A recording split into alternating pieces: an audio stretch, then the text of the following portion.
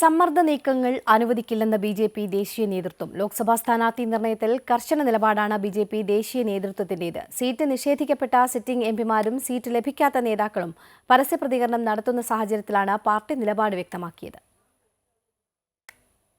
സമ്മർദ്ദ നീക്കങ്ങളും പരസ്യപ്രതികരണങ്ങളും അനുവദിക്കില്ലെന്ന് ബി.ജെ.പി. കേന്ദ്ര നേതൃത്വം വ്യക്തമാക്കി. നേതൃയോഗത്തിന് ശേഷം ചർച്ചകളിലൂടെയാണ് സ്ഥാനാർത്ഥികളെ നിശ്ചയിച്ചത്. പ്രചാരണ രംഗത്ത് എല്ലാവരും ഒറ്റക്കെട്ടായി നിലകൊള്ളണമെന്നും കേന്ദ്ര നേതൃത്വം പാർട്ടി ഘടകങ്ങൾക്ക് നിർദ്ദേശം നൽകി. പത്തനംതിട്ടയിൽ സ്ഥാനാർത്ഥിയായി ദേശീയ സെക്രട്ടറി അനിൽ ആന്റണിയെ തീരുമാനിച്ചത് ബി.ജെ.പി. കേന്ദ്ര തെരഞ്ഞെടുപ്പ് സമിതിയാണെന്നതടക്കം നേതൃത്വം വിശദീകരിക്കുന്നു.